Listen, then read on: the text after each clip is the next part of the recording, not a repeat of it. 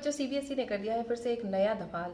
जी हाँ, आपको जैसे कि बहुत सारे बच्चे पहले बहुत खुश थे कि चलो भाई हमारा सिलेबस हो गया है रिड्यूस, तो अब रिड्यूस सिलेबस में हमको पढ़ाई करनी पड़ेगी कम और हम मार्क्स लेकर आएंगे बहुत सारे, है ना। लगभग सभी बच्चे यही सोच रहे थे, बट अभी आपको जगाने का समय आ गया है क्योंकि सीबीएसई ने फिर से एक नया बम फोड़ दिया है। सीबीएसई ने कर दिया है फिर से एक नया धमाल।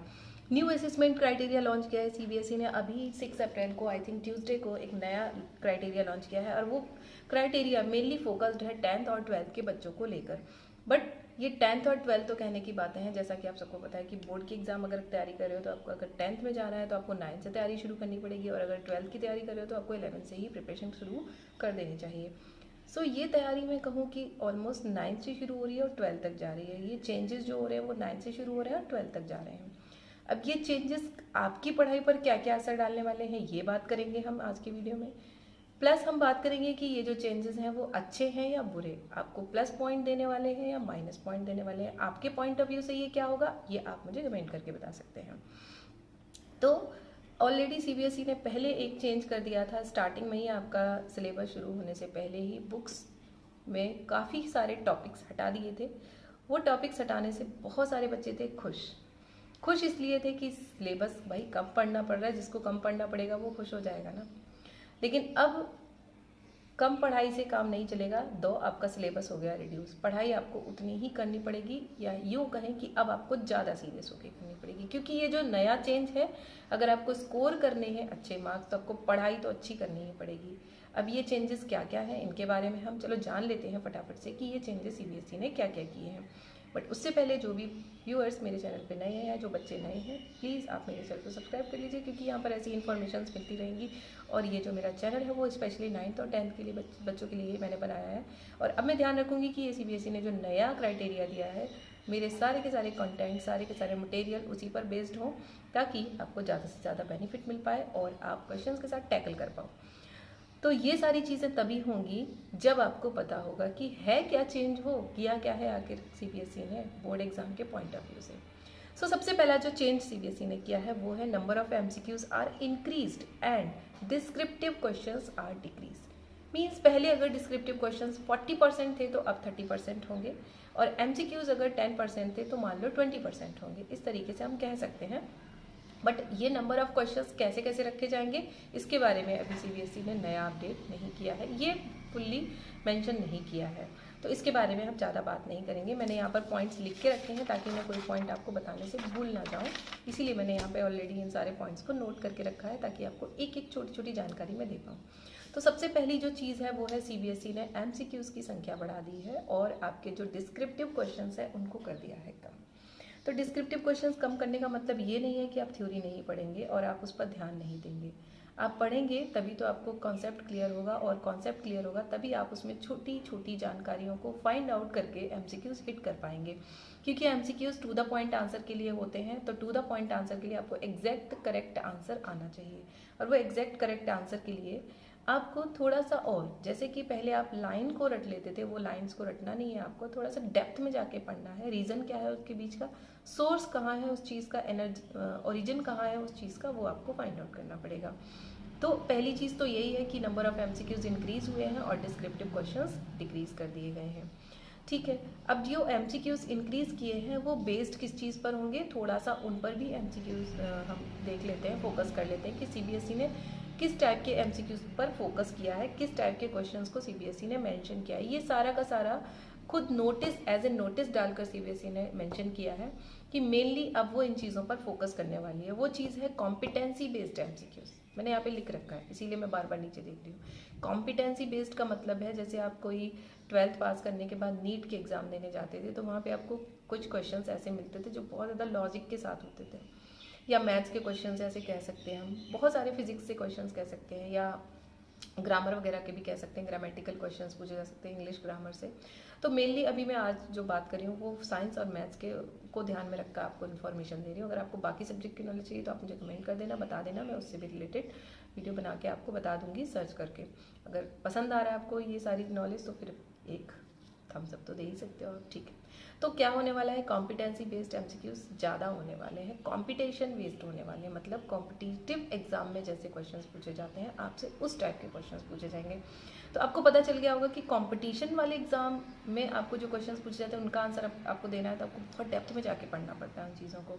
मीन्स अगर फॉर्मूला बना है तो बना कैसे, उसके बीच बीच के स्टेप्स भी आपको भी मेंशन करने पड़ेंगे। जैसे पहले टीचर बोल देता था कि a+b का होल स्क्वायर ये है, रट लो उसको, ठीक है। तो अब रटने से काम नहीं चलेगा, a+b का होल स्क्वायर बना कहाँ से वो आपको जानना पड़ेगा, सारे डेरिवेशंस जानने पड़ेंगे आपको, खुद उनको बार बार अलट पलट करके देखना पड़ेगा कि इससे कौन कौन से क्वेश्चंस बन सकते हैं।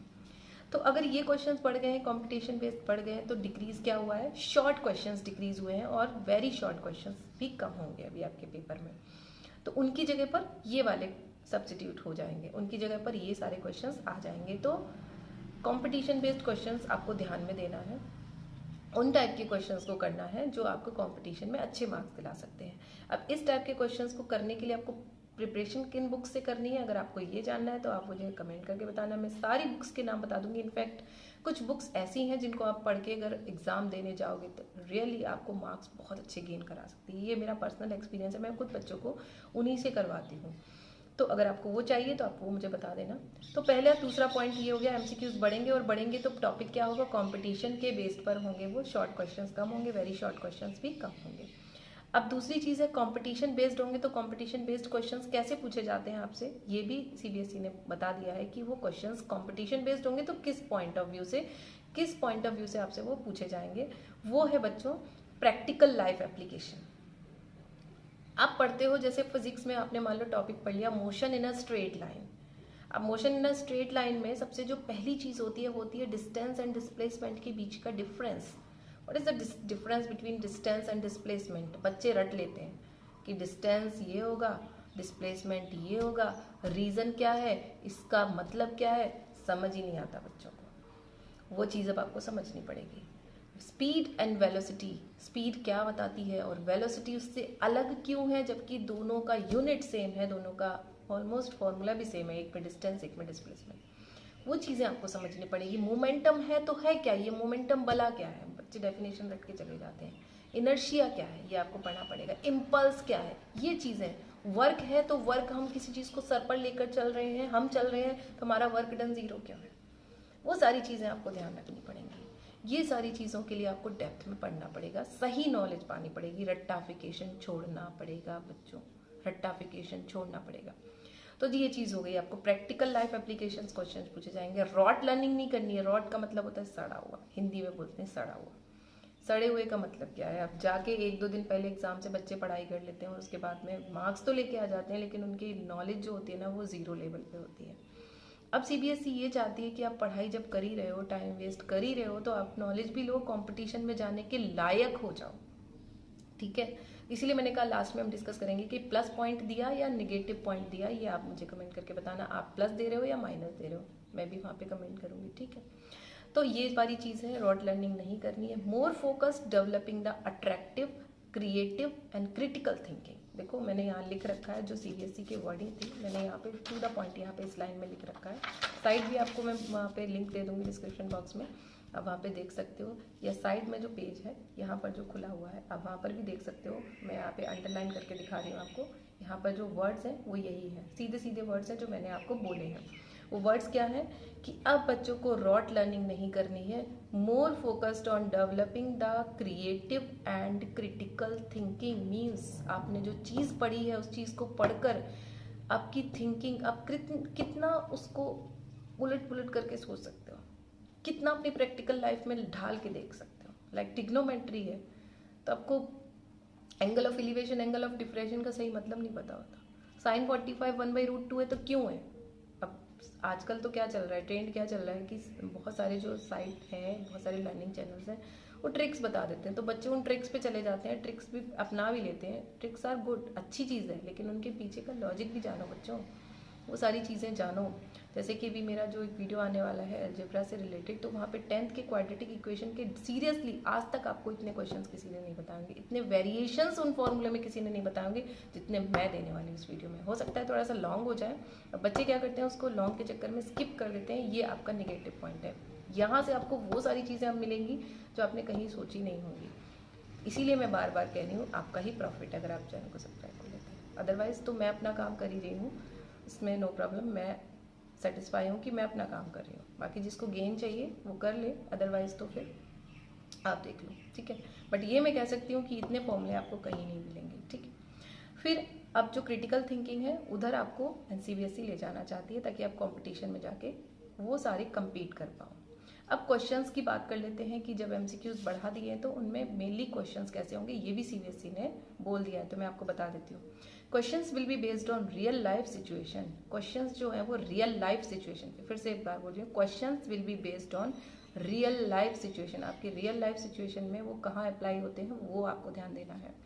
केस बेस्ड क्वेश्चंस होंगे, बहुत सारे होंगे, ठीक है। उसके बाद सोर्स बेस्ड इंटीग्रेटेड क्वेश्चंस होंगे। सोर्स बेस्ड कहाँ से आए, जनरेट कैसे हुए, उनका एप्लीकेशन क्या है, उनमें और ज़्यादा हम टाल मट या यूँ कहें क्या क्या चेंजेस कर सकते हैं, वो सारी चीज़ें आपको देखनी पड़ेंगी। इन्हीं चीज़ों को तोड़ मोड़ के आपसे पूछा जाएगा। तो आपको रटना नहीं है अभी कि क्या होता है डिस्टेंस डिस्प्लेसमेंट, क्या होता है a+b का होल स्क्वायर, क्या होता है a² + b² + 2b, रट लिया, आया कहाँ से नहीं पता, ओरिजिन कहाँ था नहीं पता, पाई अगर इरेशनल है तो क्यों है नहीं पता, ये सारी चीज़ें आपको अब समझनी पड़ेंगी। टर्मिनेटिंग क्या होता है, नॉन टर्मिनेटिंग, दो इनमें से बहुत सारी चीज़ें डिडक्ट हैं, बट डिडक्ट का मतलब ये नहीं होता है कि वो टॉपिक पर्टिकुलर नहीं पूछा जाएगा। जैसे एल्गोरिदम थी, cluster division algorithm, HCF find out करने के लिए, तो वो डिडक्टेड है, बट HCF तो है ना आपके पास, तो वो सारी चीज़ों को आपको फोकस करके भी पढ़ाई करनी है। तो आई होप ये समझ में आ गया होगा आप सारे बच्चों को कि अब CBSE क्या चाहती है। अब CBSE चाहती है कि आप पढ़ाई करो, कंपटीशन लेवल पर अपने आप को लेकर जाओ, ताकि जब आप कंपटीशन में उतरो तब आप वहाँ पर बिल्कुल भी डरे नहीं, हिचके नहीं, और आप एक तैयार स्टूडेंट की तरह से पहले से तैयार होकर जाएं, तो वहाँ पर आपको फुल बेनिफिट मिलेगा। इसीलिए मैंने कहा था कि आपके लिए प्लस पॉइंट है या माइनस पॉइंट ये आपको लास्ट में पता चलेगा। तो आई होप CBSE ने बहुत अच्छा काम किया है कि इस टाइप से आपका पैटर्न चेंज कर दिया है। अब जो बच्चे सीरियसली पढ़ते थे उनको मार्क्स और अच्छे मिलेंगे, और जो रट्टाफिकेशन वाले थे उनके लिए एक ही वर्ड कहूँगी कि अब भी जाग जाओ, तो आपको अच्छे मार्क्स मिल सकते हैं। और जो बच्चे 9th में हैं उनके लिए मैं कहूँगी कि आप अभी से अपनी तैयारी शुरू कर दो। एंड यस, अगर आप चाहते हो कि वो बुक्स मैं आपको बताऊँ जो आपको नॉलेज अच्छी दे सकते हैं, कंपटीशन के लिए तैयार कर सकते हैं, तो उसके लिए भी आप मुझे कमेंट करके बता देना, तो मैं वो बुक्स आपको बता दूँगी और उनको कैसे पढ़ना है ये भी बता दूँगी। तो आई होप ये नॉलेज, ये नया अपडेट आप सबको पसंद आया होगा। अगर पसंद आया है तो एक थम्स अप जरूर दे देना, ताकि मुझे भी पता चल जाए, या आपको क्या फील हुआ वो भी आप मुझे ज़रूर बताना। तो नेक्स्ट वीडियो में हम अपनी वापस पढ़ाई पे फोकस करेंगे, और फिर अगर ऐसा कोई अपडेट आता है तो फिर उस अपडेट को मैं आपको दे दूँगी। तब तक के लिए मिलते हैं नेक्स्ट वीडियो में। टिल देन मेक श्योर कि अब पढ़ाई में लग जाओ। चलो बाय बच्चों।